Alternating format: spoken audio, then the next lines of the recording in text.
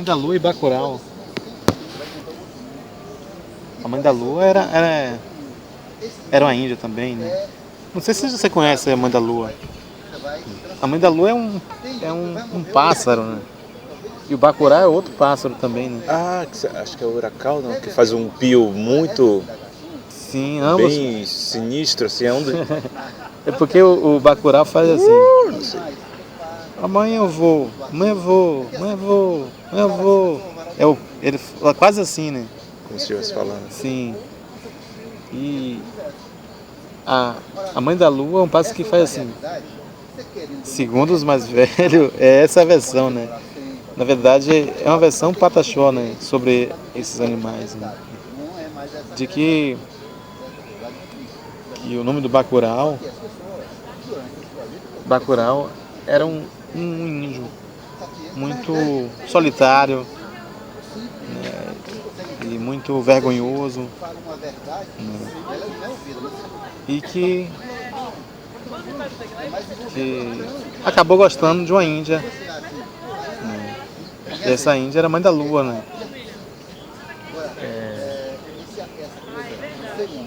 Enfim, o namoro aí já tem outra história, porque que também o casamento pataxó é um casamento também diferente, né?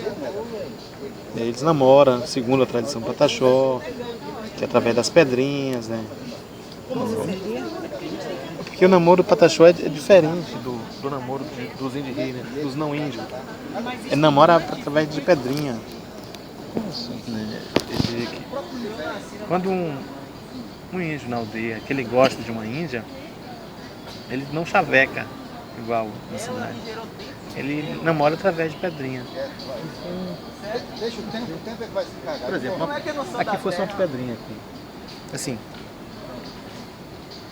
E aí ele. Não, um pouco. E aí ele vai e gosta de uma índia. Ele viu uma índia que ele gostou. E aí assim, as pessoas estão aqui, por exemplo, passando. Aí passa uma índia bonitinha que o índio gosta, se interessa, né? Aí ele vai, tá com a pedrinha dele e joga a pedrinha em tons de brincadeira para aquela índia que passou, né? E joga pedrinha nela. Sim. Na direção dela, ou perto dela, de modo que ela note que ele jogou. Aí a pedrinha cai, e ela olha. Se ela pegar a mesma pedrinha e jogar nele, ela correspondeu. Ela gostou. Né? E aí inicia o primeiro, né, diálogo ali. Eles começam, né, as brincadeiras de pedrinha, que é uma questão de correspondência, de afeto entre eles. Né? E aí, de modo geral, eles se encontram às escondidas, conversam, mas o namoro do índio é um namoro muito diferente. Porque Pataxó, por exemplo, eu acho que a maioria dos outros povos indígenas aqui da América não conhecia beijo. Beijo é coisa de europeu. Né? Então, conversava, abraçava, mas não tinha beijo, né? Porque não conhecia. E aí, enfim, se ele gostasse a partir dali, se ele tivesse um maior interesse na jocana, na mulher é jocana pra gente. E aí ele ia até a casa do cacique para falar que ele estava gostando de uma índia, que a índia também gostava dele, né? Mas antes disso ele fazia o convite, ele fazia o pedido do casamento para a índia. Aí ele já ia na mata, né, e observava qual era a flor que ele achava mais bonita da floresta ali. E buscava uma flor e aí jogava para ela também. Se ela pegasse a flor, ela aceitava casar com ele. Né? Se virasse as costas e fosse embora, não ligasse, aí ela não queria nada com ele, sério. Né? E se quisesse, pegasse a flor, aí ele ia na casa do cacique. Aí ia falar com o cacique que a índia gostou e que ele gostou também.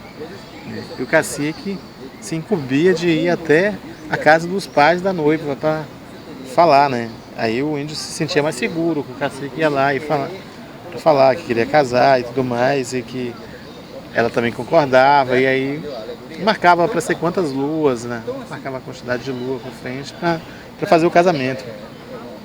Só que o casamento também era muito diferente, né? O casamento tinha que ter um teste para saber se o índio, né? Se ele já era guerreiro, né? Se ele tinha condição de assumir uma família. E o teste era o seguinte: ele tinha que carregar um tronco equivalente ao peso da noiva. Se a noiva tivesse 60 quilos, ele carregava um tronco com 60 quilos. Se a noiva tivesse 80 quilos, era 80 quilos que ele ia carregar nas costas, né, de peso. Os parentes indígenas Pataxó da Bahia usam um tronco, uma madeira, equivalente ao peso da noiva. Já os Pataxó de Minas utilizam uma pedra, né, de modo que isso remontava um pouco da história Pataxó do passado, né? Porque no passado havia, né, muitas guerras tribais, né? E caso havia uma guerra e aquela índia fosse, né, alvejada, ela tivesse possibilidade de andar, aí o índio podia jogar ela nas costas e fugir para a floresta com ela. E a outra questão também é quando eles fossem caçar também com a esposa, né? Ou colher fruto, né? E os Pataxó eram um povo eminentemente caçadores, coletores, né? Nós somos um povo nômade no passado, né? E aí, coletando fruto, se ele está na floresta ali e se a Índia foi mordido, né, por uma cobra, com uma serpente, ele também tem condição de jogar ela nas costas, né, e levar até a aldeia, né, até chegar junto ao pajé, né. Então tem toda uma simbologia que envolvia a questão, né, de ser guerreiro, né. E outra prova é que na hora da cerimônia, né, primeiro é a questão do tronco, né, com o peso. Aí o cacique mede uma distância, escolhe uma distância e diz: ó, vai ser daqui até na chegada da aldeia, na aldeia central, né. Aí tem um quijeme grande, o quijeme é a casa central, né? E aí as pessoas ficam lá, nos convidados, né, a aldeia toda, né, tá esperando que vai ter o casamento. E esse índio, por exemplo, vamos supor que o grande quijeme seja essa construção aí. E aí vai de lá, daquele outro prédio lá, e começa de lá com o tronco nas costas. Só que tem vários outros índios mais jovens que saem junto com ele, né? Ele vai na frente e os jovens atrás cantando, né, o canto de guerreiro, né, para incentivar ele, para ele não deixar o tronco cair no chão, porque incentivando ele, dando força, né, ele vai andando e os outros vão cantando, né, e aí ele vai até chegar lá no centro, né, e lá no centro ele vai colocou, né, no meio do centro né, da casa do quijeme grande, né, onde está todo mundo esperando ele, né. Aí ele já cumpriu a primeira fase, né, porque se ele deixar o tronco cair, aí acaba a festa, né, não tem mais conversa, né, acaba a festa e acaba tudo que está ali, né, porque não faz mais sentido. É sinal que aquele índio, ele ainda não está pronto para ter família, né? E além disso, ele passa uma vergonha, tanto ele pessoalmente quanto a família dele. É por isso que as pessoas, os indígenas, quando vai casar, aí fica se preparando antes, né, do casamento, tomando algumas ervas, né, se alimentando de algum tipo de frutos, para que no dia ele não passe esse vexame, tanto para ele quanto para a família dele, né? Que é um desgosto para a própria família, né? Ele deixar cair o tronco no chão. E aí, quando tudo, de modo geral, segue tudo normal, Aí quando ele colocou lá o tronco lá no meio do quigeme central lá, e aí ele dança junto com a noiva lá no centro, aí o cacique entrega um arco e flecha para ele, né? E a segunda fase para terminar o casamento. E aí esse arco e flecha, né, é para ele ir para a mata, trazer uma caça morta pelo aquele arco e flecha. Né? E isso representava uma outra questão, que era ele teria condição, para provar que ele teria condição de sustentar aquela família caçando, né? Que ele era um bom caçador, né? E aí saía ele e vários outros grupos de índios também que já estavam prontos só esperar ele aí para ir para a mata, né? E aí só voltava depois que matasse uma caça com aquele arco e flecha, né? E hoje, como lá na nossa região já não tem caça, né, suficiente, mas ainda para manter a tradição, se compra um porco, né, ou se cria porco. Porco, você sabe, né? O porco, assim, aí vai alguns índios na frente e solta o porco lá no meio da floresta. E o cara que tem que ir lá buscar, né? Pra matar, né? Aí depois que mata esse porco com arco e flecha. E aí porque tudo é ritualístico. Boa tarde, né? gente, brigadeiros. Boa tarde. Não, obrigado. Aí atravessa o porco um pedaço de pau, aí o índio que tá com arco e flecha, ele vai na frente com seu arco e flecha e segurando o seu arco e flecha e com a parte assim com o porco tem duas pernas, um aqui no fundo para cá, e passa um pau pelo meio das pernas. Aí o índio guerreiro que estava a casar, ele vai na frente com a arco e flecha aqui na mão e com o varal aqui, com a vara do porco, e o outro ajudando ele lá atrás, né, segurando. E aí vai cantando, saindo da mata até chegar na aldeia cantando, né, de forma ritualística, para cumprir processo, né, para se casar, né? E aí chegando na aldeia, e aí finaliza, né, as provas, né? E aí acontece a cerimônia com as bênçãos do pajé, do cacique, né, da família, né? A cerimônia, A cerimônia é uma troca de cocá, né? Toma cauim. O cauim, que é a bebida tradicional, né? Que é feito com aipim, né? Fermentado, né? E dança, muita dança, né? Aí a própria comunidade também se envolve dançando também, né? Cantando, né? E uma troca de energia, né? Dali, né? Então, aí após aquilo ali, aí a pessoa que já casou, quem casa quer casa, né? E geralmente, na minha adolescência mesmo, era assim. Hoje já tem muita coisa mudou, né?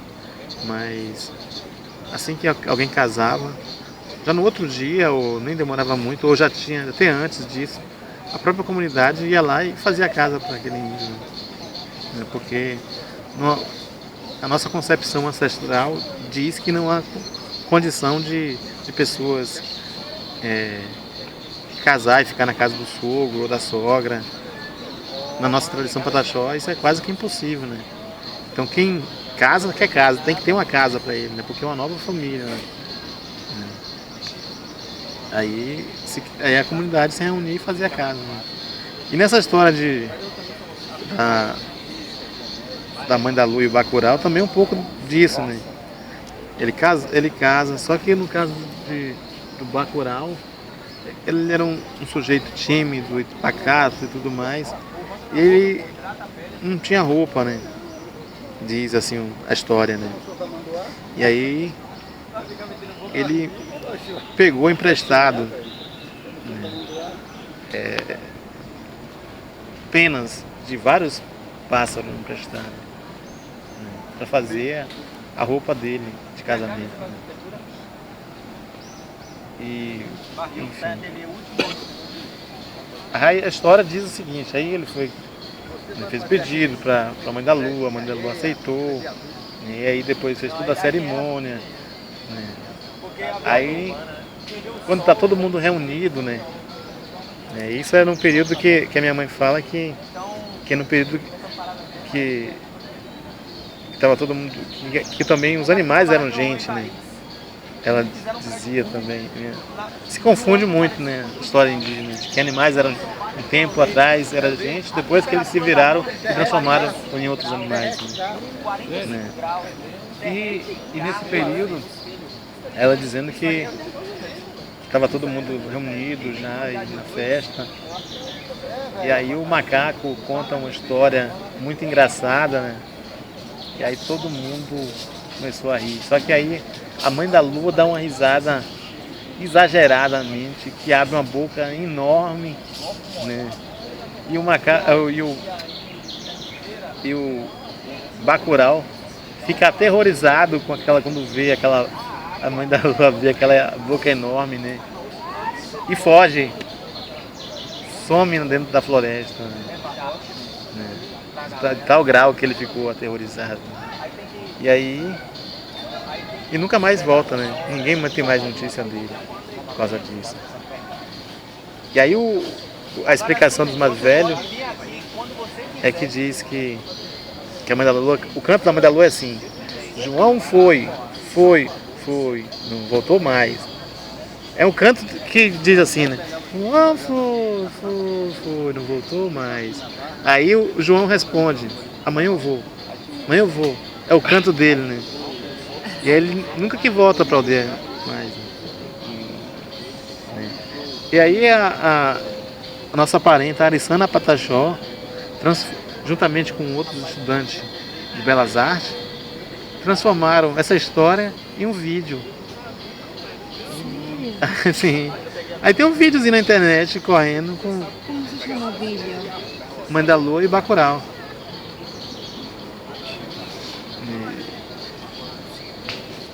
São várias histórias, né, que envolvem os animais e as pessoas. Né? Porque... Correlação, né? É porque dizem os mais velhos, as histórias dos mais velhos, que os animais também foram gente. Né? Depois é que eles viraram em animais de novo. Né?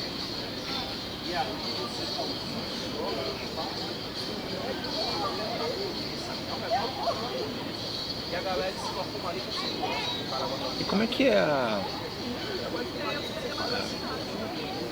não sei como é a palavra, se é cosmologia, não sei, mas é como o indígena ele se relaciona com a morte, como é depois da morte. Tem alguns de 10, tem alguns de 15, o par, 10 unitário, alguns unitários são um pouco mais de 15. Tá tudo na promoção, viu?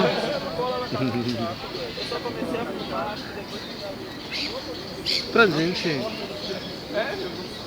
é muito diferente algumas coisas, né?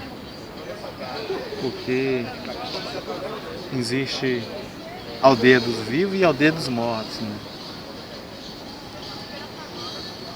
A aldeia dos vivos é onde vivem os vivos. A aldeia dos mortos seria o cemitério, que eu chamo de cemitério. E é na nossa concepção, né? Porque aí já cabe... Concepção Pataxó, né? Sim. Aí a gente já teria que entrar em outra história já para explicar uma outra questão, de que é a nossa origem. Acho que eu já contei da nossa origem, né? Acho que a gente somos herdeiros de Chopai. Chopai Quanri. Chopai é o índio escolhido por Nyamsum, que é o grande supremo, para auxiliar os indígenas na sua criação, no seu início. Para nós veio tudo isso com a grande chuva. Né? Um tempo que choveu muito na terra. E aí, junto com a chuva, veio Chopai, né? O grande índio, o primeiro índio, né? O primeiro espírito que chegou, que veio, né? E aí ele veio junto com a chuva, e junto com a chuva também veio os outros animais. E quando o Chopai chegou, estava tudo pronto, né? A floresta, os pássaros, as onças, o macaco, tinha todo mundo, a capivara, já estavam todos estabelecidos, veio também com a grande chuva. A grande chuva foi que propiciou a criação da terra. E Chopai, quando viu aquilo, ficou muito encantado com tudo, né? Só que Chopai, ao percorrer a floresta e começar a reconhecer aquele lugar, Chopai percebeu que ele era o único da sua espécie. Ou seja, tinha macaco macho, macaco fêmea, onça macho, onça fêmea, jacaré macho, fêmea. Só que ele só tinha ele de humano, de gente. E isso acabou batendo uma tristeza profunda nele. Aí Chopai estava munido com seu maracá, com seu chocalho. E naquela tristeza ele começa a cantar. Começa a cantar. E a chuva volta a cair de novo. E começa a cair a chuva começa a cair mais forte. E a chuva mistura com a terra e começa a surgir índio. Vai misturando com a terra e vai surgindo índio. E quando o Chopai percebe, um monte de índios já estão ali próximo dele, surgida por causa da chuva. E aí, passada a chuva, Chopai fica muito feliz, né, de ver aqueles seus parentes, né. E aí o Chopai começa a perceber também que ele é um índio especial, que na verdade ele veio, para ensinar os outros índios. Ou seja, o Chopai veio para ensinar a questão, para que servia cada erva medicinal, dar os nomes às ervas medicinais, nomear os animais, né? Então Chopai cumpria esse trabalho, né? E aí Chopai,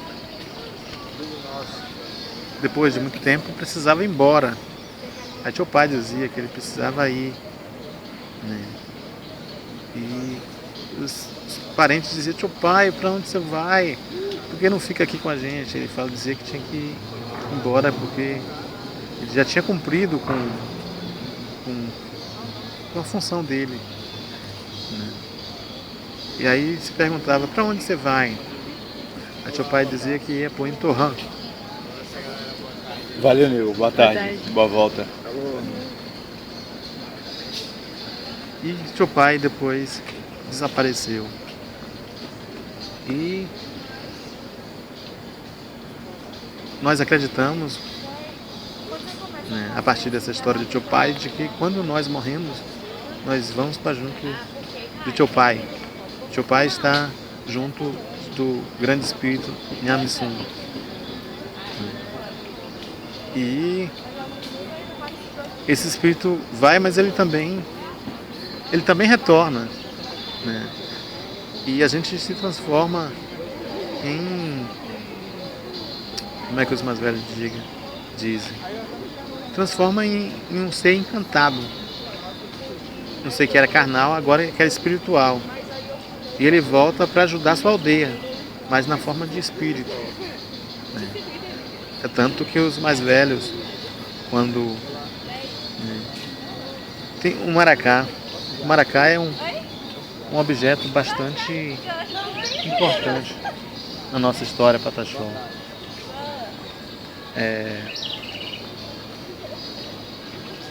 Como eu sou uma pessoa ligada muito ao campo, que eu sou puxador de campo, e as orientações sempre dos pajé, tanto os mais velhos, é para nunca usar o maracá como um instrumento secular. Porque o maracá é o instrumento que abre os portais entre os vivos e os mortos.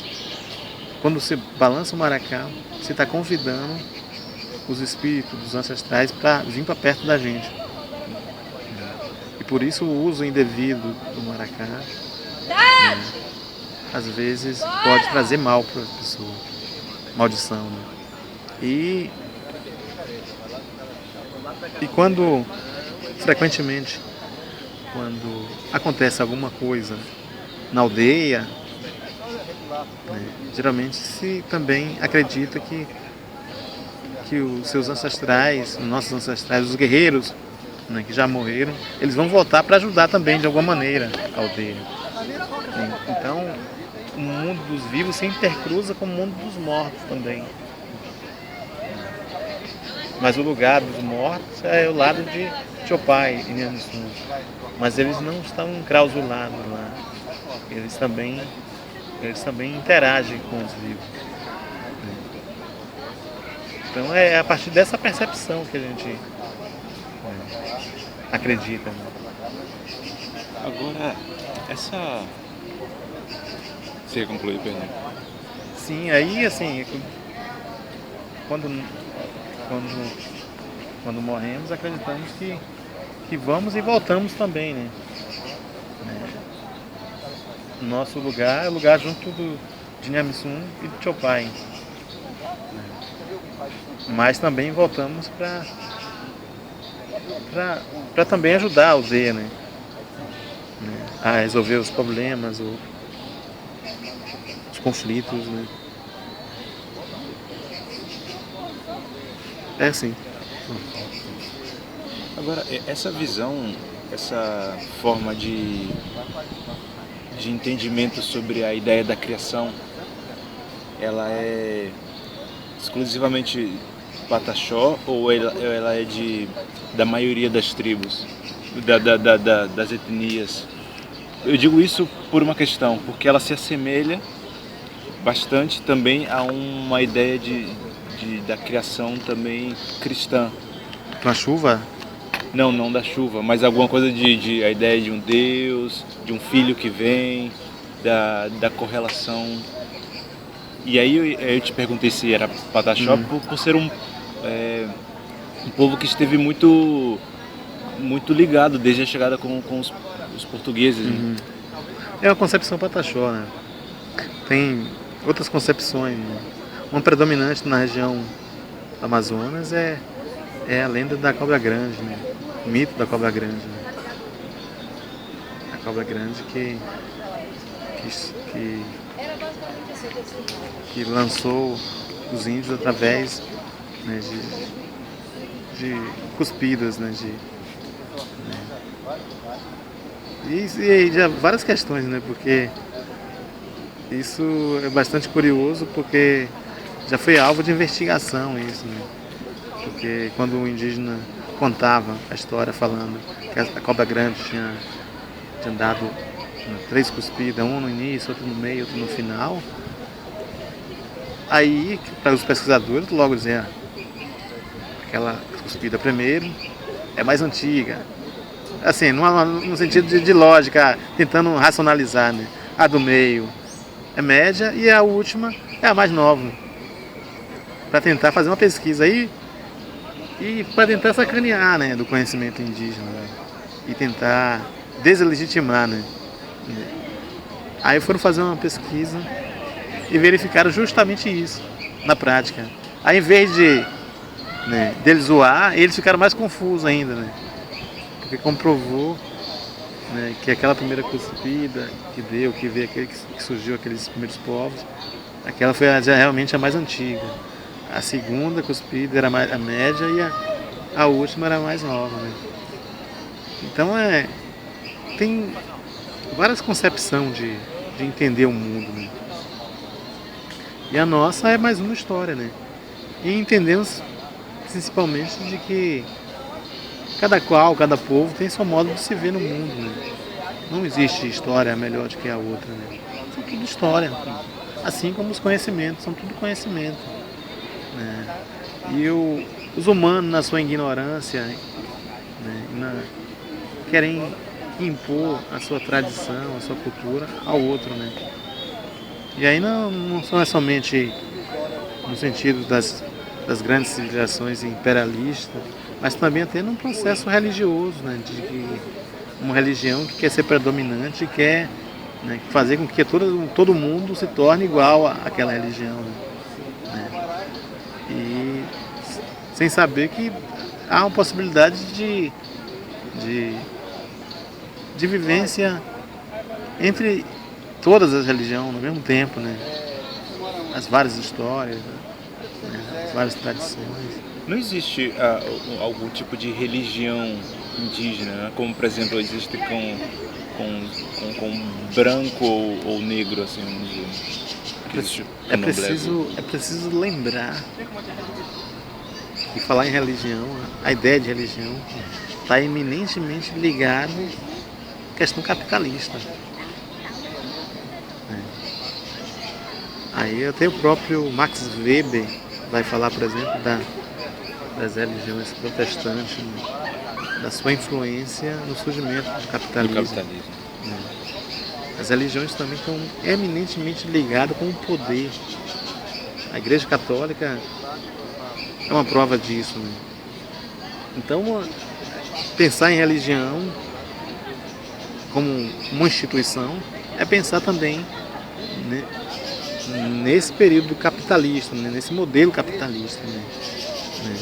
E por isso que os índios não falam em religião, não adotam isso para sua vida, falam em espiritualidade, né? Porque, né, tudo isso é espiritualidade, a nossa ligação com os nossos ancestrais, a ligação com o grande espírito, né?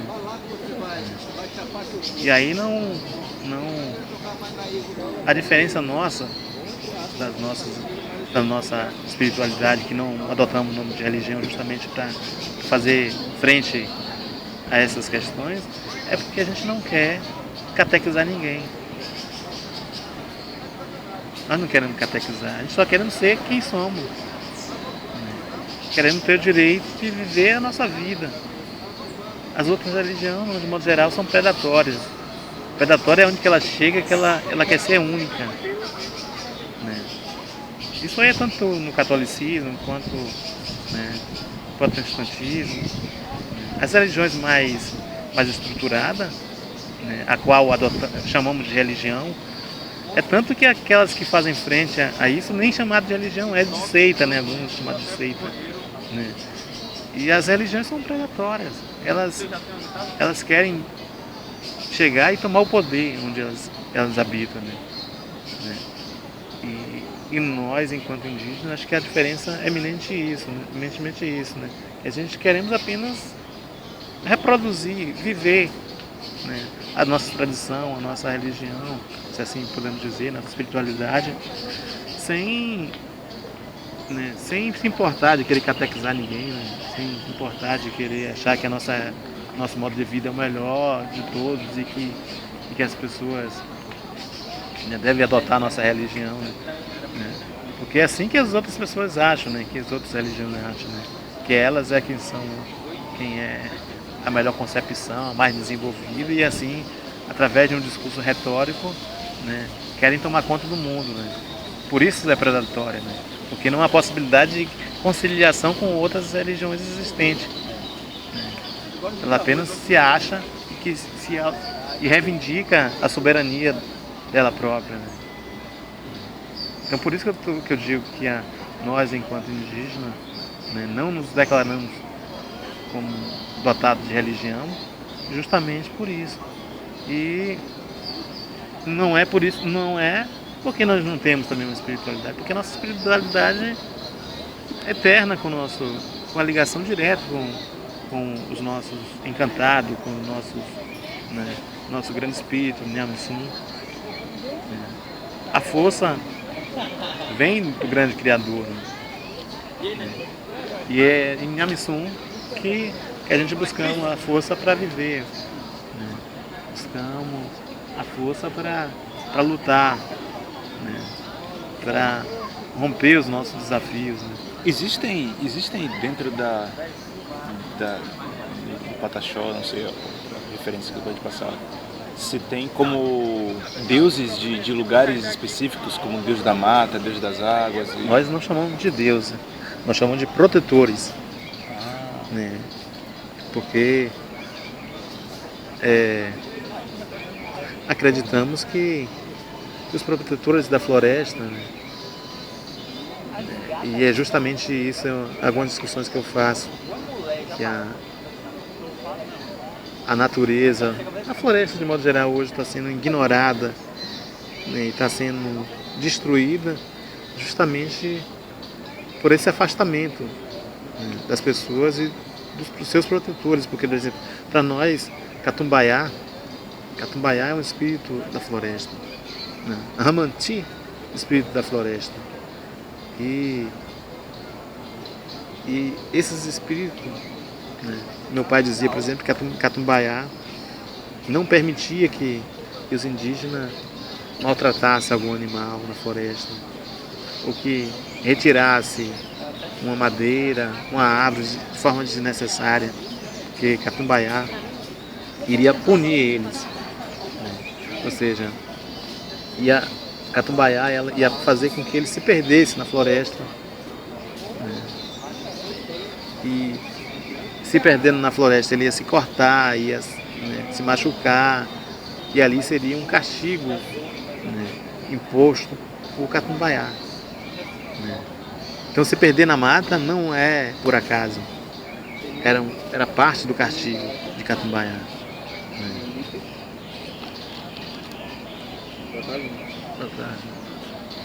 E você pegou ali, eu lembrei também. Catumbaiá gosta de fumar, né? E aí, quem é o índio que queria ter uma boa caçada, pegava um timbero, que é um cachimbo, preparava o curuqui, as ervas todas que se fumam, e botava lá em uma determinada árvore para agradar a Catumbaiá. Aí Catumbaiá lhe daria uma boa caçada, né?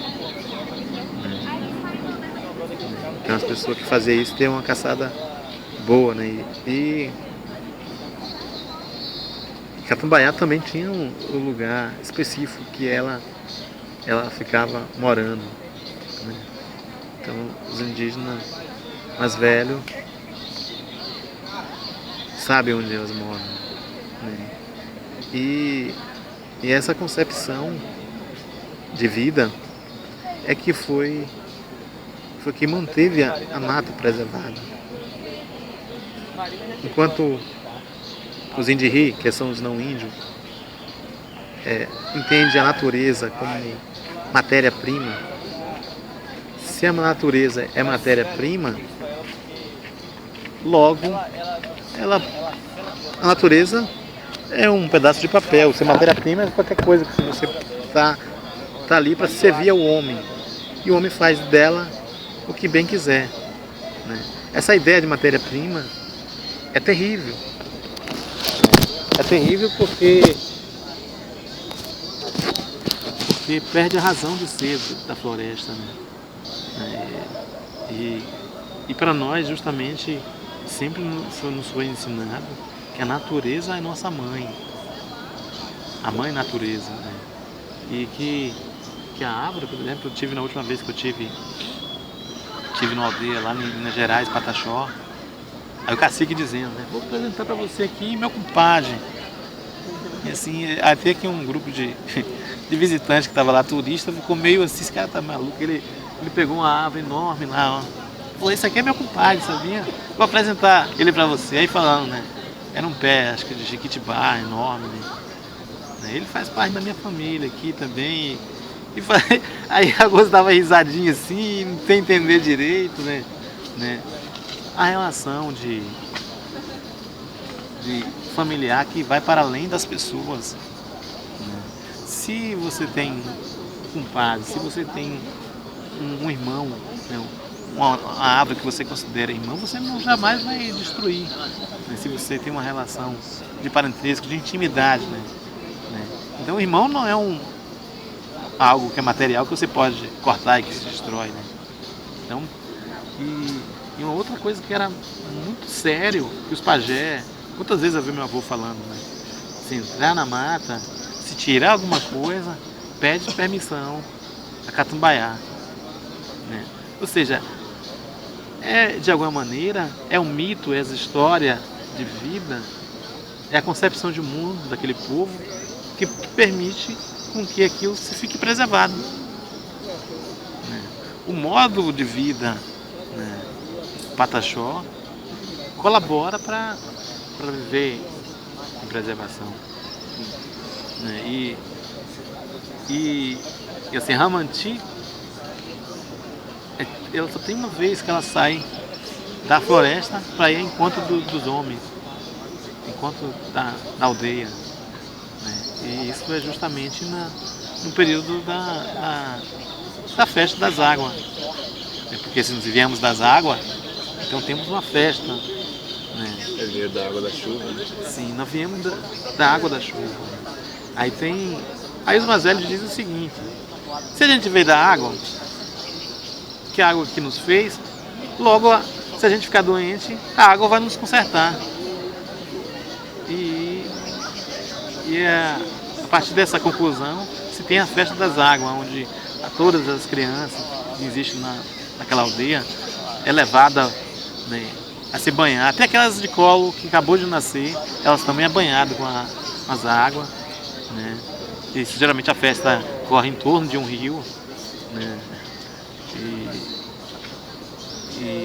E assim, é o processo de reenergização, de renascer de novo, né? De se limpar, de se purificar, né?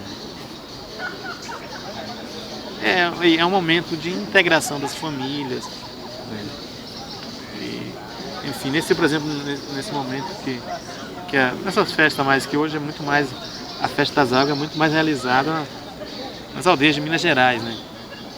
Da última vez que eu estive lá mesmo, geralmente as famílias, né, cada qual vem do seu quijeme, da sua casa, e traz a comida que cozinhou lá e traz para o centro do quijeme central, né?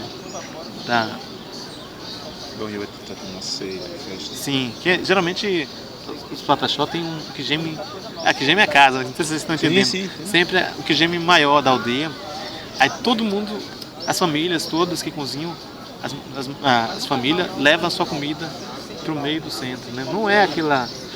Tem a comida geralmente que é feita de forma coletiva, mas as comidas também feitas individuais. Aí todo mundo traz, aí todo mundo tem que provar das comidas de todo mundo que fez, né? E compartilhar, né? E aí tem aquelas comidas que, por exemplo, hoje eles usam muito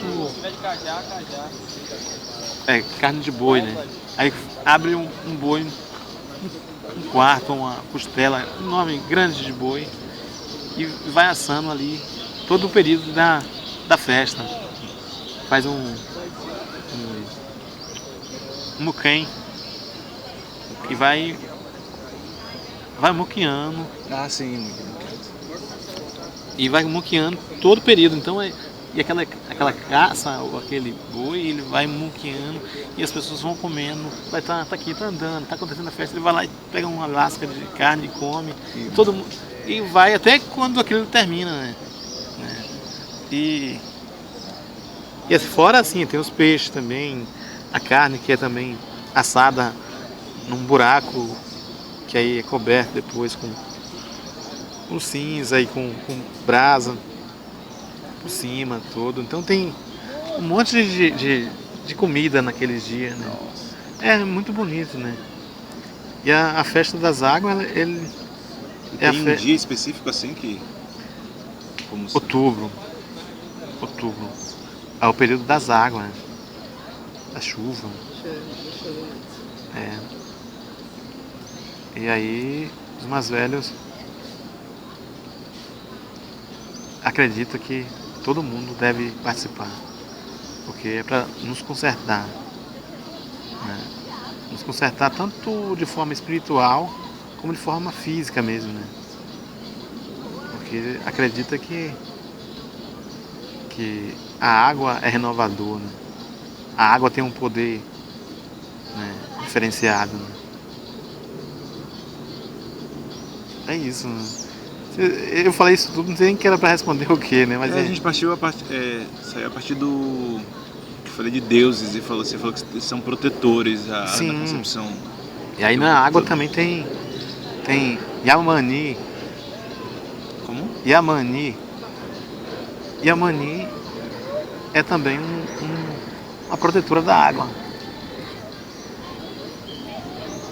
Além da gente ter um Deus supremo, né? Qual a hierarquia? Tem como uma hierarquia assim, ó, esse aqui é o Deus da água? Não há hierarquia. Só tem o Deus supremo, que é o Criador, e os outros que enviados por ele para proteger cada espaço, né? Então veio Chopai, que teve uma finalidade, e os outros que ficaram para proteger os espaços, né? Porque acredita-se que são espaços importantes para a vida humana mesmo. A floresta, a água, né? Então se não tiver floresta, se não tiver água, não há existência humana. Então esses espíritos, eles ficaram incumbidos de proteger esses espaços. Só que o que aconteceu é que as pessoas se afastaram desses protetores, e hoje já não ouvem mais a voz dele e nem acredita na sua existência, ignoraram, né? Por isso as pessoas hoje queimam a floresta sem nenhum pudor, destrói, vende madeira, né? Porque se afastaram, né, dos protetores, se afastaram de Nyamisum, né? Porque se as pessoas, né, conhecessem, e aí iriam respeitar a floresta, não ia destruir, né, não ia poluir as águas, né? Porque a gente está nos matando com as nossas próprias atitudes, né? As pessoas estão acostumadas, né, a iludido pelas coisas que eles próprios criaram, né?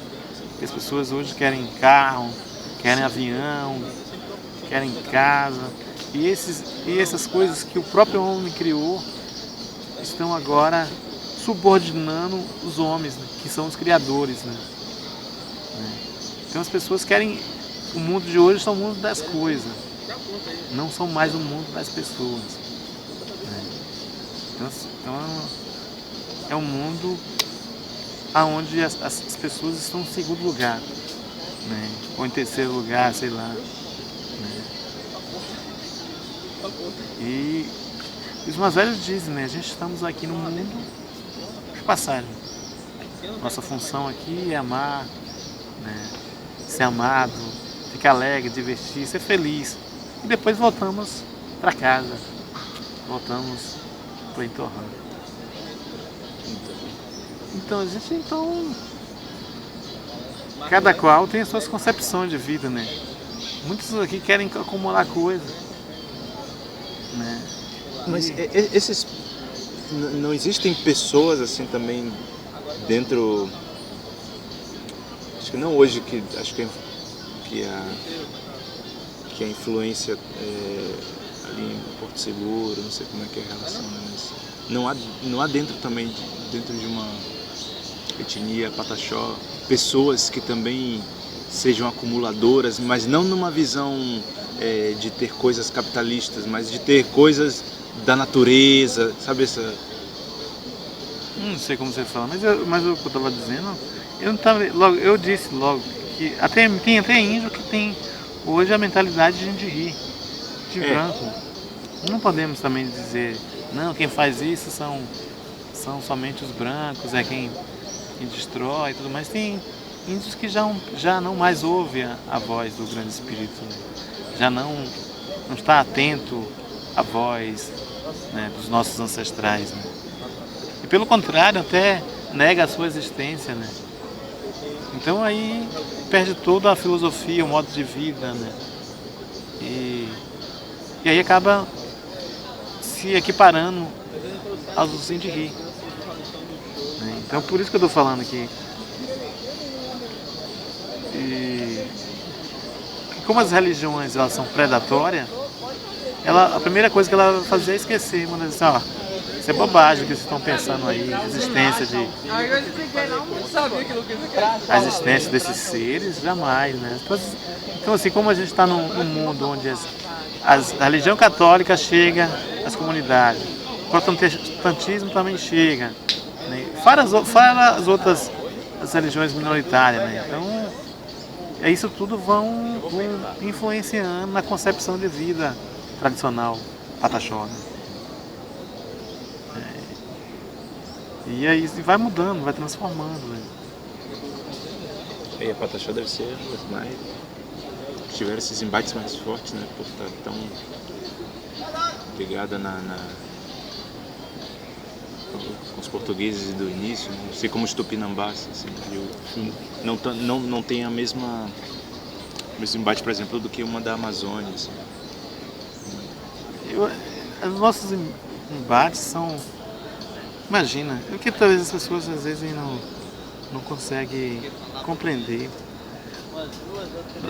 Os pataxós sofreram, não somente os pataxós, mas os indígenas nordestinos, sobretudo baianos, sofreram os maiores holocaustos da história que o mundo já teve.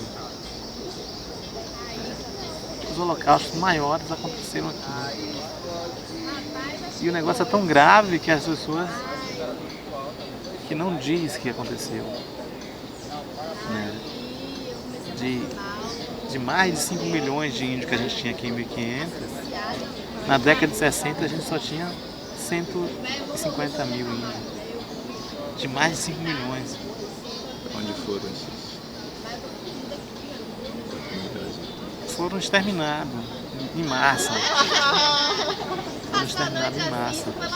E aquela contagem de ilhéus que tem, né? Os pataxó mesmo, imagina, todo dia genocídio, matança, né? Pataxó, desde 1500 permanece no mesmo lugar, só para medida de reflexão. Um povo que não foi embora, que ainda está sofrendo opressão, mas se mantém naquele mesmo território, 500 anos guerreando no mesmo lugar. É povo guerreiro. Resistente. Né? Resistente. Resistência pura. Enfrentar arma de fogo, enfrentar, né, doenças, né, enfrentar... especulação imobiliária. Várias formas de violentação, né? E aí, amor? E aí, de novo você? Sim, eu tô aqui, meus amigos aqui, né? Você volta aqui, gera um papo aqui, né? Uma história, né? Aí tô contando aqui as histórias pataxó aqui, já contei várias, né? Aí tô finalizando aqui dizendo da questão da... Né? Pataxó teve seus primeiros contatos em 1500, né? E estou dizendo a eles que falei de embate, né? Sim, os vários embates, os maiores holocaustos existentes no mundo aconteceu aqui, né? Uma população que era de mais de 5 milhões de índios, eu estou dizendo para ele, na década de 60 chegou a ter 150 mil índios, né? E esses índios foram dizimados, né? E Pataxó, desde 1500, continua no mesmo lugar, lá no sul da Bahia. Não foram embora, não fugiram, né? Então, um povo para aguentar os vários açoitos, né?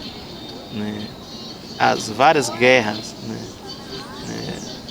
A tentativa de extermínio por meio de doenças, né? Porque as doenças os caras faziam os índios vestir camisas de quem estava doente, à força, né? E apontava a arma e mandava eles ir para a aldeia, né? Para contaminar os outros, né? Para matar, mas eram estratégias enormes de matança de índios, né? Através de várias doenças contagiosas que os índios não tinham, né, ainda a imunidade, né? E igual no caso do Pataxó, é 500 anos no mesmo território, no mesmo lugar, né? Logo era disso pouco, esse povo já seria exterminado, né? 500 anos. Né? Mas é a história de resistência, né? Desde do século XIX, que há relatos, né, dos viajantes dizendo que tinha medo de encontrar Pataxó, que o Pataxó era considerado o grupo indígena mais guerreiro que existia no sul da Bahia, né? Os melhores atiradores de arco e flecha, né? Talvez isso também explicar um pouco da nossa sobrevivência, né?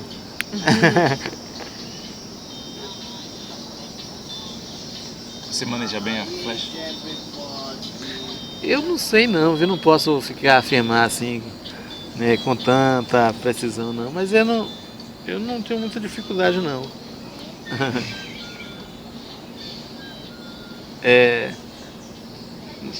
Meu pai era bom arqueiro, meu irmão também, né? E uma vez como eu era locutor nos Jogos Indígenas, né? Jogos indígenas. Nos Jogos Indígenas Pataxó, né? E aí teve a competição de arco e flecha e tudo mais. E aí todo mundo tinha já se apresentado, os arqueiros todos, né? E aí era eu e o outro locutor, né? Era dois que a gente dividia a locução, porque era o dia todo, a gente cansava muito, né?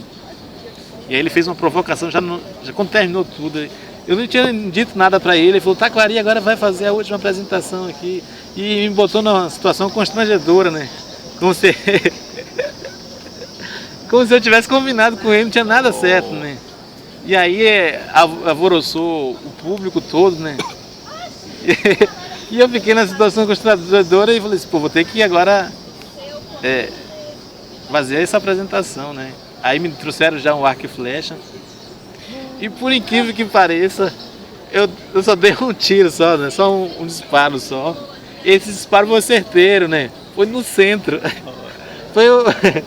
Até me surpreendi, até eu mesmo. Eu nem imaginava. Aí depois eu falei, não vou jogar mais não. Não, foi essa aí, ó. A apresentação é essa aí, ó. É isso mesmo. Aí o cara de gente veio, puxa, eu não sabia que era muito bom.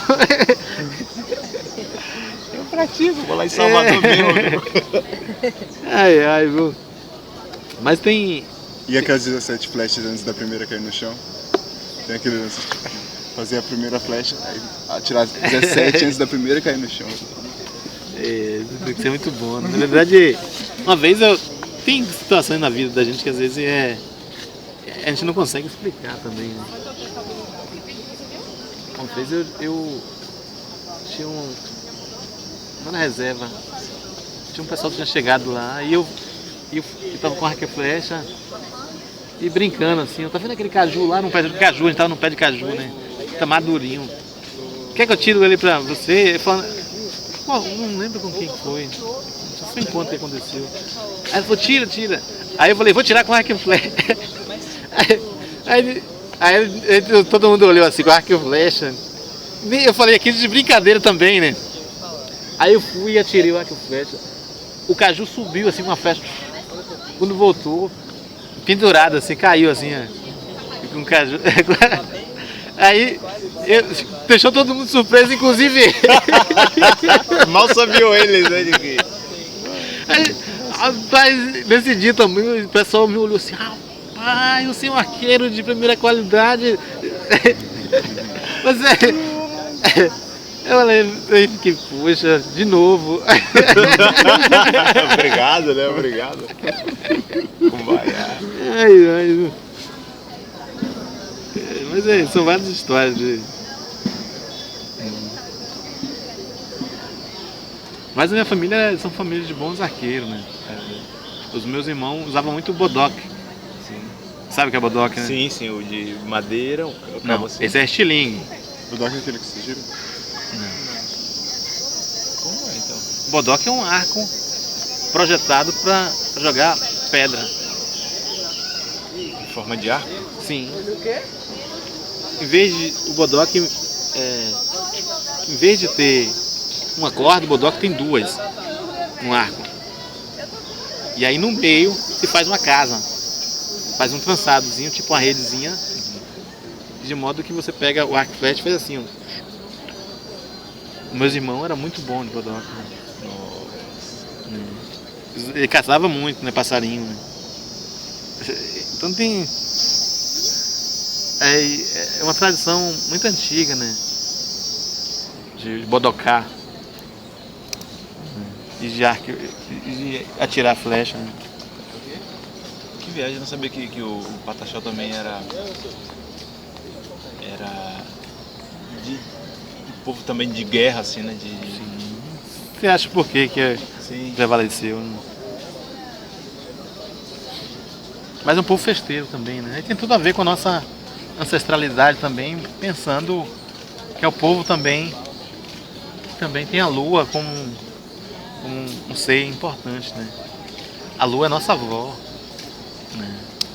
A gente faz um ritual que é o ritual da lua, um ritual para agradar a nossa avó, vovó lua. Vovó. Isso, né? E aí tem um ritual da lua que a gente tanto era um momento que saía que os povos Pataxó mais antigos que moravam Como chama o nome pra lua? Angoró. E era um período do que os Pataxó saía da mata, né, para ir para praia. Foi uma dessas saídas dos rituais foi que teve contato com os Indirri, os brancos, os não índios, né? Porque haviam, até hoje ainda, né, os rituais feitos em lua cheia. E aí quando a lua está saindo, começa a se cantar, né?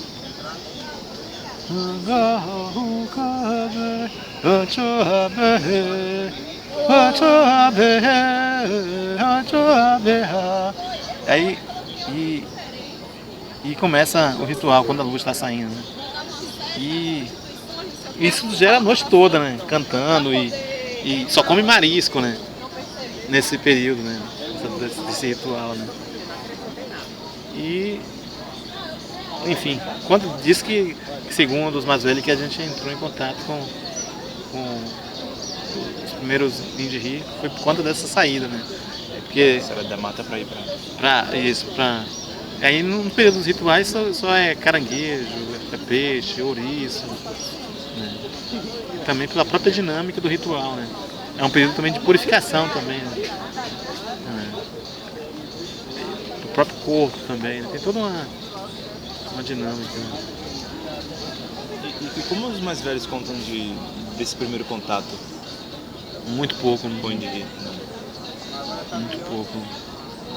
A oralidade acho que se perdeu um pouco, né? Que é muito, também são 500 anos, né? A oralidade se perde, né? Os indígenas não vê como um contato, vê mesmo como a dizimação, né? Como o mal que veio o povo indígena mesmo.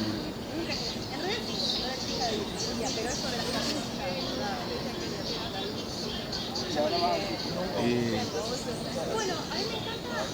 tem muitos indígenas que não gostam muito de lembrar do passado, né? Até os passados mais recentes eles gostam de esquecer justamente por conta que é muito triste, né? A história do índio no Brasil é a história de tristeza. Não tem momentos bons depois da invasão europeia aqui no Brasil. Depois da invasão europeia aqui só houve tristeza. Os índios não pôde viver mais como antes, né? Do jeito segundo as suas tradições, né? É sempre uma história de quem está fugindo, uma história de quem está negando sua identidade para sobreviver. Então, os índios radicais acham que não deve ficar muito dando conversa para os Indirri, os não indígenas, né? Porque estaria eles ali manifestado a própria desgraça em pessoa, né? E o próprio mal, né? E acham que a maioria dos indígenas são pessoas mal, né? Que só querem destruir. E assim, isso eu falo, não é isso é alguns radicais mais que pensam assim, né? De que a própria história de pobreza e da situação que os índios vivem hoje é justamente por esse mal que chegou nessa terra, né? E que invadiu as aldeias. Né? Você sente que tem alguma diferença de um negro é um indígena também? O que não é índio. Não é índio. Tudo que os velhos dizem que não é índio, eles são indígena. Um negro não é índio. É indígena. Seria indígena também. Ele também tem uma visão dessa de que também é como um mal? Por serem... Porque, de modo geral, a ideia do indígena seria muito mais, no meu concepção, porque isso ainda não é é o colonizador mesmo, né? Mas alguns o confundem, alguns indígenas chegam a dizer que seria o não indígena, né? Mas está muito ligado à ideia do colonizador, o indígena, aquele que vem, que destrói tudo e que não vê nada de bom nos moradores dessa terra, não respeita, né? Então está muito ligado à ideia do poder, do imperialismo, né, de uma força que vem, que não tem controle, que destrói tudo. Né? Eu digo isso mais para tentar saber como era a relação, né, dos índios com os negros também, que não há na historiografia, pelo menos não tenho conhecimento assim. Você falava muito do zumbi, você falou uma vez do zumbi, dos palmares, que foi um questionamento que me provocou muito assim. Como é que esses negros tiveram acesso a entender a mata daqui, né? Quem é que, quando se perdiam na mata, tinham um auxílio dos índios? Os índios ensinaram o caminho de fuga, né? Os indígenas ensinaram o caminho de fuga. Só se foi possível o negro sobreviver aqui com as alianças que ele fez com os índios. Porque a mata era cheia de onça. A mata era cheia de cobra. A mata era cheia de perigo para aqueles que não conheciam. Era um alvo fácil, né, para os predadores que existem na floresta. Né? Então foi preciso fazer alianças com quem já estava aqui. Né? Sujeitos esses que também estão oprimidos e excluídos quanto os negros. Né? E por essa razão que meu avô dizia, né? E meu avô não é tão antigo assim, né? Da presença de negros e índios, tanto em aldeias como em quilombos. Né? Então houve essas alianças, né? De um apoiando o outro, né? Sendo solidário à causa do outro. Né? E hoje a própria historiografia, quanto o próprio movimento negro, me parece que tem receio, ou parece que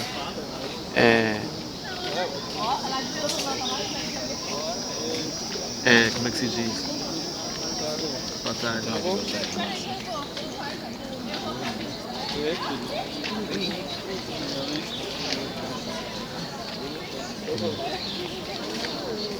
Como se reconhecer isso tiraria a autonomia, o poder né, deles, né? Então o movimento negro nega mesmo essa possibilidade. Pelo menos nunca tive contato com, pelo menos nas mesas que tenho frequentado e nos espaços que tenho debatido, essa possibilidade de quilombo, né, onde que há negros e índios, ou aldeias onde há negros e índios. E o que o meu avô dizia, tenho constatado fortemente, né, agora mesmo que eu estava falando. Eu vim da Chapada Diamantina e a Chapada é eminentemente negra e indígena também. Né? Nos quilombos lá, 2 quilombos que eu tive, eles diziam claramente que o quilombo é formado por negro e índio.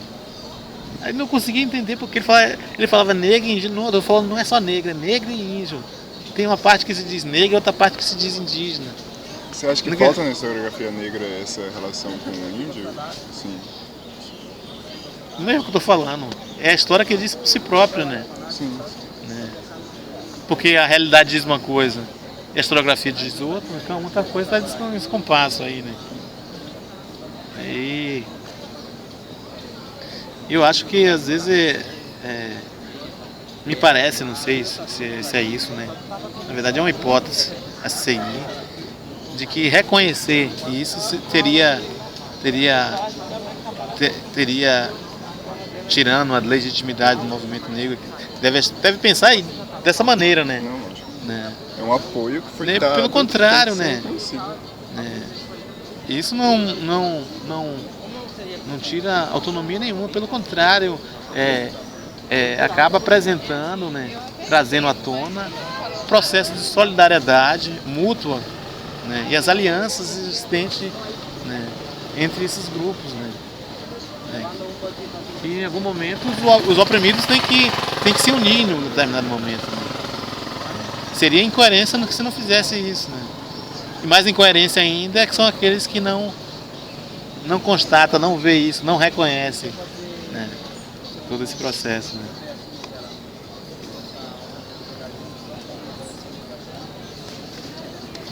Enfim, já falamos de um bocado de coisa aí, né? Poxa, sempre muito gratificante. Muito bom estar com ele. Sei que queria também perguntar para que fique bem a diferença entre cacique e pajé. Diferença de cacique e pajé. Tem muita mudança, né? Sobretudo na ideia de cacique. Né? Cacique antes era um líder comunitário. Cuidava da sua aldeia, da sua gente, do seu povo, resolvia conflitos que existiam na aldeia, né, juntamente com os conselhos. Por exemplo, para nós a gente não pode pensar o cacique sem o seu conselho de liderança. Né? São várias famílias, geralmente os mais velhos de cada família, pensando também no processo que os pesquisadores chamam de gerontocracia, né? O governo dos velhos. Né? Os velhos era quem tinha poder de decidir. Né? Os conselhos eram formados por velhos de cada família. O mais velho de cada família tinha um lugar no conselho. Né? E aí poderia falar para sua família. Né? E cada qual falava para sua família. E esses também é que, a partir do conselho, é que tirava as decisões, às vezes que a comunidade tinha, que era difícil, levava para os conselhos. Né? Então, o cacique, juntamente com os conselheiros, né, é que tomava as decisões. Né? Se declarava guerra, se fazia paz, enfim, se construía coisas, né, mutirões, né, é a partir dessas decisões. Né? E hoje o cacique tem um papel muito distinto do tradicional. Né? Porque os caciques hoje é o porta-voz da aldeia para fora da aldeia também, né? Da relação do índio com os não índios. Né? Então acaba tendo um papel diferente dos caciques tradicionais. Né? Ou seja, o cacique de muitas comunidades indígenas de hoje não é o mesmo cacique e nem atribuições igual os antigos. Né? Esse papel lá era muito mais tradicional, hoje é muito mais o que os caciques buscam políticas públicas para suas aldeias, né? Buscar melhores condições de vida, né? Tenta levar um pouco da luta daquela comunidade, né? Para ter um pouco de visibilidade, né? Para divulgar a história, né? Daquele lugar. Então ocupa hoje o cacique de hoje, né? Ocupa um papel distinto do outro, né? Embora ainda com algumas atribuições mais antigas, né? Mas é uma mudança, né, consistente. Né? E o pajé, ele também acaba de alguma maneira transformando as suas atribuições, né? Se outrora pensava no pajé como tanto um líder espiritual como um grande conhecedor das ervas medicinais, né? Isso também acaba de alguma maneira sendo transformado, porque o pajé também ele acaba transitando para além da sua própria cultura, né? Transpondo isso para indo para, né, para outros espaços onde eles são convidados aí, né? E o pajé também, por ser um líder,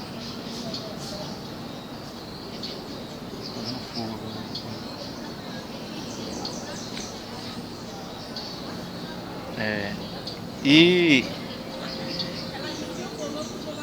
aí acaba também tendo outras atribuições, né? O pajé acaba também indo nessa mesma linha com os caciques, apoiando a luta, né?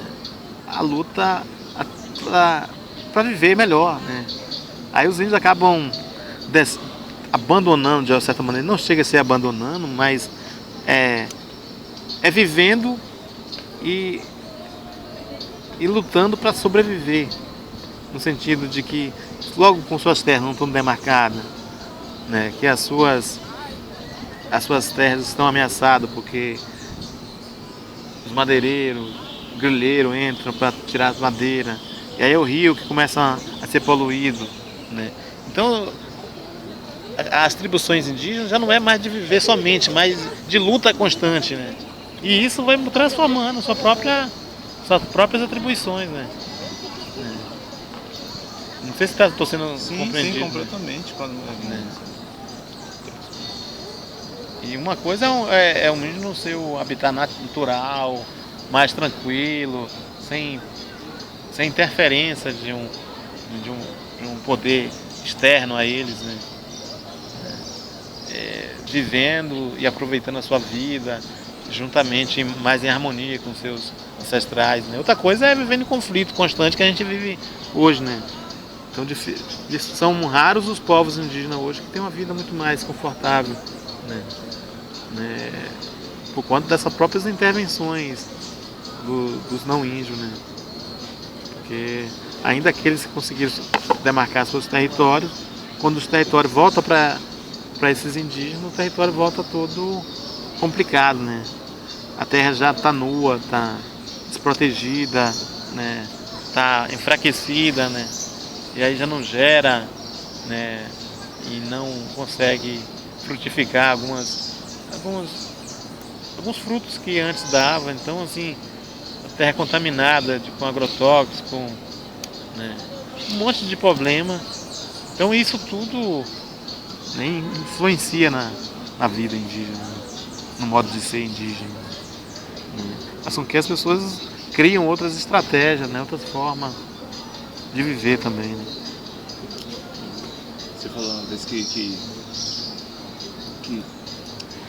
sem dúvida, mas a forma acho que era de viver em aldeia, que não era propriamente indígena.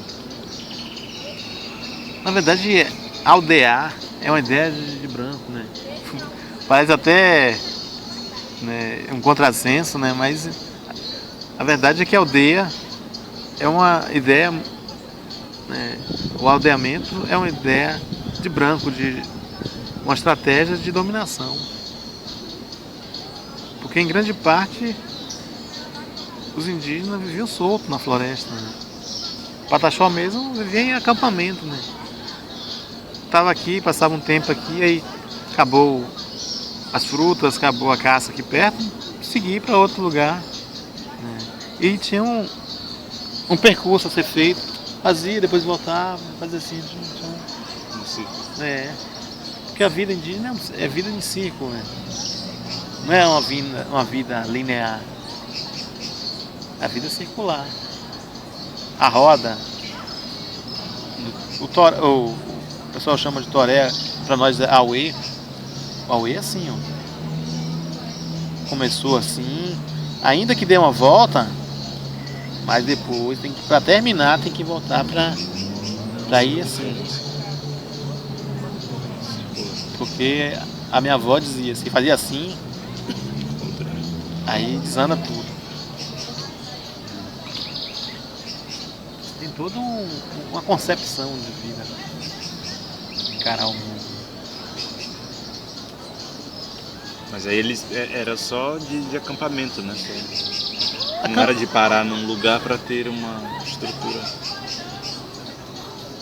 Pra quê? Porque se a natureza é a nossa casa, a natureza nos fornece tudo. A ideia de casa é também uma ideia de não índio, né? Esse conforto, esse luxo que as pessoas querem hoje, né? Ele também pode ser feito de outra maneira, sustentável, né?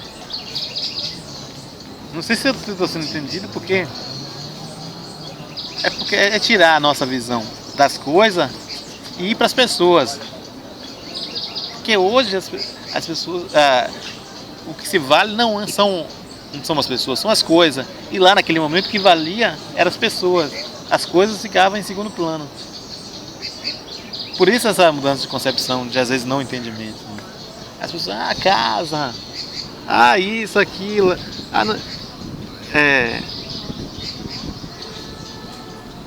o que precisava para viver bem, se tinha. Que é sobretudo a companhia de boas pessoas, né? O resto é resto. O resto você consegue, né? Se você tem força, se você tem saúde, disposição para e tá feliz com que as pessoas que estão à sua volta, você produz coisas muito grandes, né?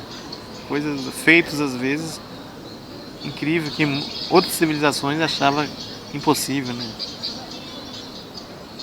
Quantos somos feitos aí do passado aí, as pirâmides aí, sem ter nenhum tipo de guincho, né? O trator, alguma coisa desse tipo. As pessoas fizeram.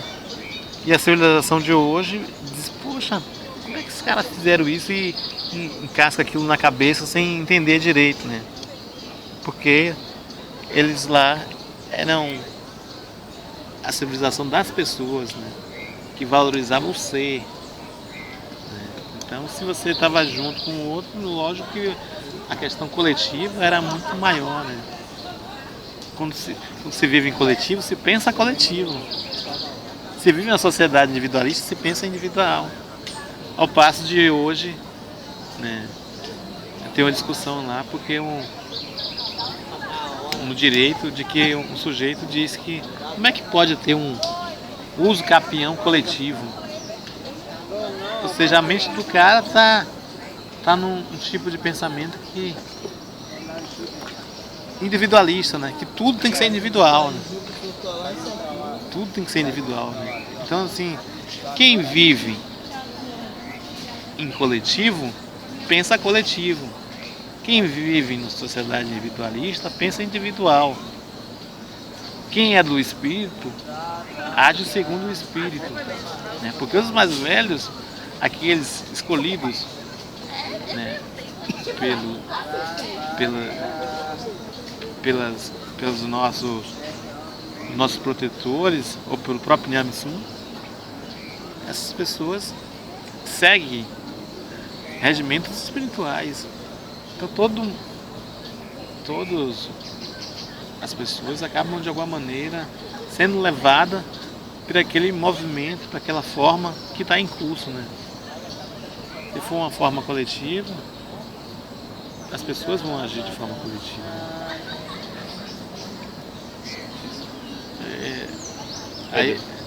Porque o mundo hoje fica muito pensando, a sociedade hoje fica muito pensando no que ela está diante dos olhos dela, né? Parece que não, quando você olha assim, aparentemente parece que só existe o que está aqui, o que está aqui perto de nós, o que a gente está vendo aqui. Mas há uma outra infinidade de possibilidades. Se hoje a gente tem um caderno aqui feito de papel, mas já teve o papiro, já teve outras formas de escrita, de pedra e tudo mais, né? Então, pode haver uma infinidade de saberes, de conhecimento, modelos que a gente desconhece, né? Às vezes muito mais eficazes do que o nosso, né? E pela capacidade humana e por nossa limitação, a gente tende sempre a reivindicar o que a gente sabe, o que a gente conheceu, e desautorizar o outro, né? O estranho, porque a gente não vai falar do estranho porque a gente não sabe do estranho. Entendeu? E também é uma sociedade que vive numa ordem de progresso, né? É linear, né? Pra frente, é uma subida, assim, né? Acho que é um pouco diferente disso. Porque a ideia dos Indiri, o discurso somente é coletivo. No sentido de dizer, é o desenvolvimento. E aí tende de alguma maneira a tentar subentendido que esse desenvolvimento para todos, mas o desenvolvimento é seletivo. Ou o desenvolvimento está especificamente ligado a uma empresa, a um setor, né?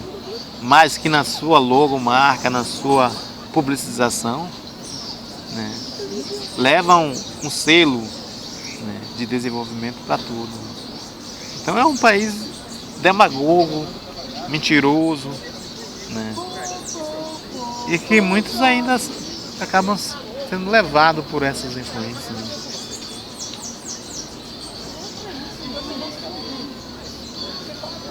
Não devemos apenas falar no coletivo, né? Devemos pensar, agir de forma coletiva, né?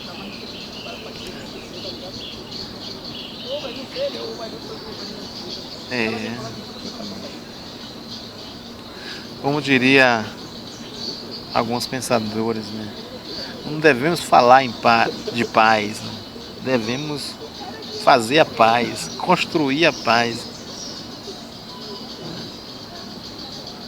Às vezes o discurso está desentoado da prática, né? Se o discurso está desentoado da prática, é um flagrante de demagogia, né?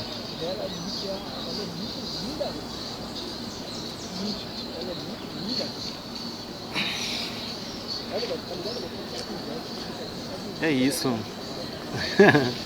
Infinidade de questões. Mas para você que, por exemplo, quando você falou de direito, eu já pensei, puxa vida, muita da ideia do direito, não sei, direito patrimonial, pensar nisso, né? Pensar coisas que, como pensar em uma forma de organização do direito a partir de uma visão indiri e também indígena, né? Tiri. Indiri. Tiri é o índio. Não, eu falei, mas o Indiri, o que não é indígena, e o Tiri. Ah, tá, sei, beleza. E o Tiri, assim, que são, como parte de uma visão mais individualista, coletivista, o que cada um vai pensar de direito e de respeito é diferente também. E para você que está no... porque o problema é a questão de reconhecer que vivemos em uma sociedade multicultural, uma sociedade multiétnica, uma sociedade multinacional. Se não se reconhece isso, você jamais vai achar que existe direitos coletivos, né? Vai achar que apenas o Brasil fala somente português, né? E negligencia, né, mais de 180 línguas diferentes existentes no próprio seio do país, né? Multinacional, são várias nações, né? Nações Pataxó, Tupinambá, Caiapó, Yanomami. Multiétnica porque são várias etnias, né? Cada um com a sua tradição, com a sua cultura, com a sua ancestralidade. E aí, enquadrar em uma lei que nem conhece, quem fez nem conhece essas particularidades, vai dar certo? Jamais, né?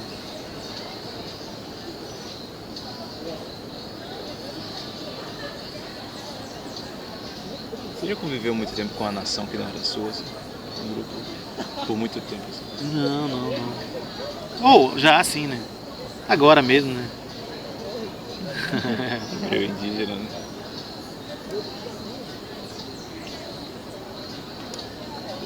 Porque tem várias questões, a gente tava agora mesmo. Agora não, né? Mês passado, né? Conversando com os parentes. Eu trouxe um advogado indígena para dar uma palestra aí. E aí ele começou a falar, aí ele falou um bocado de coisa lá acerca de como o índio enquadrado no direito penal. Mas ele trouxe alguns casos peculiares, né? Que ele já defendeu, né? O caso, por exemplo, de um índio que estava derrubando uma árvore para fazer uma canoa. E aí quando ele está ali, quando ele está cortando, que a árvore cai, em seguida passa um carro, né, do Ibama. E aí o prende, né? Porque estava fazendo um crime ambiental. E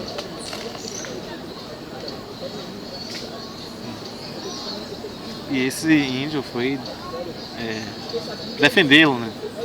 E aí fez todo o processo lá jurídico e conseguiu soltar o índio, né? Aí o índio ali, muitíssimo agradecido, né, pelo advogado indígena que o conseguiu retirar da cadeia, muito agradecido, diz o seguinte, né? Meu parente, você me tirou da cadeia e perevê, estou muito agradecido, né? E amanhã vou matar um tatu e vou trazer para você.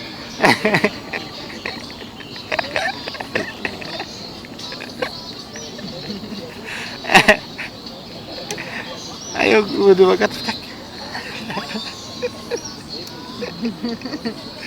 calado, imagina.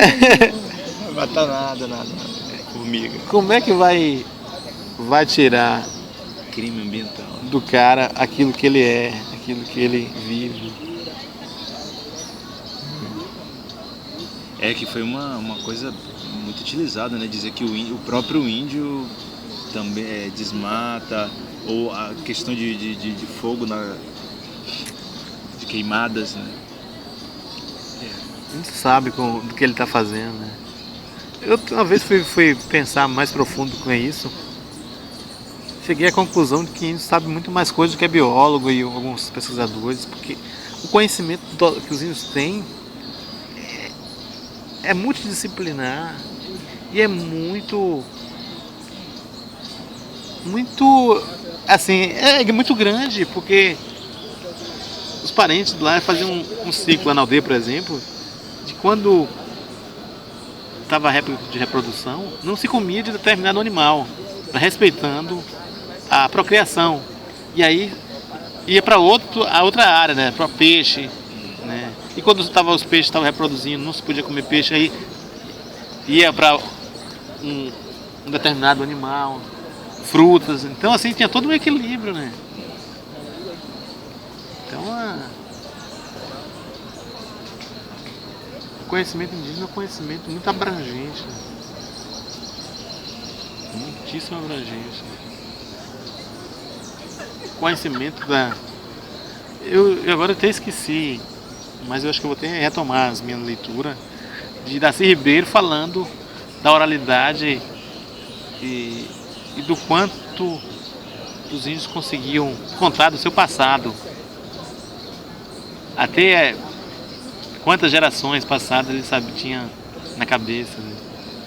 O que os não indígenas não tinham nem fazia uso, né? Sabia quem eram seus ancestrais em muitíssimas gerações passadas, né?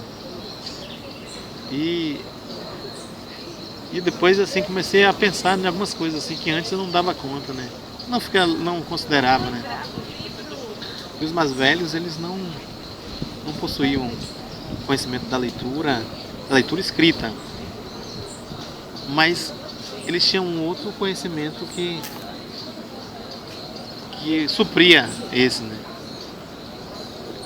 Eu, por exemplo, já tive em reuniões na aldeia há 5 anos atrás, em determinadas aldeias, com determinados caciques que não sabe ler nem escrever. Se eu voltar hoje lá, ele vai dizer quem é que teve naquela reunião, naquele dia. Ele vai dizer as autoridades que estavam todas lá, que eu não vou conseguir lembrar, mas ele tem na cabeça dele, ele conseguiu guardar quem eram as pessoas que estavam lá e qual era o assunto que foi dito lá. Então é um conhecimento fantástico, né? Então as pessoas não são analfabetos, como se diz, né? Tem um conhecimento, né, avançado, né? Há muita coisa que nós não conhecemos. Como se utiliza muito mais outras partes do cérebro, da mão, Até o meu irmão que uma vez fazendo reunião, porque eu tenho um irmão que trabalha também no estado aqui, né? E aí ele fazendo uma reunião, depois diz ele que acho que tinha nesse período também, né? Mais de 5 anos que ele tinha ido naquela comunidade. Aí quando voltou, a liderança lá falou de uma reunião da última reunião que ele tinha ido lá. Falou até o teor do conteúdo, tudo, né? E explicou um monte de coisa. E depois ele, curioso, foi ver a ata daquela reunião e percebeu que tudo batia tudo certo, né? Então, um sujeito que consegue guardar coisas, memorizar informação, né? Muito mais do que nós, né? E aí é sem pensar, por exemplo, uma coisa que é tão simples, que esse dia eu disse até para você, do quanto as coisas que a gente utiliza nos inutiliza, né? As coisas que a gente utiliza nos inutiliza. O celular, por exemplo, muitas pessoas com o celular esqueceram até o telefone da mãe, do pai, do irmão, porque não guarda mais aqui, tá no celular. Aí quando o celular pifa, aí alguém, você que deseja fazer uma ligação, mas poxa, queria ligar, mas ficou preso o número aqui, né? Aí, mais o número. não tem mais o número. Terceirizou a memória. Né? Terceiriza a memória. E a gente tem essas coisas, né? São pequenas coisas que fazem a gente refletir, né? Do quanto essa sociedade, ela às vezes, usando a tecnologia, que nos utiliza aquilo que nos inutiliza, né? Não só tecnologia, mas da coisa forma de estrutura de uma universidade, por exemplo. Que é para potencializar umas coisas e outras não. Deixa eu ver aqui que horas são pra... até descarregou meu celular. O seu também tá descarregando. 5 horas em ponto.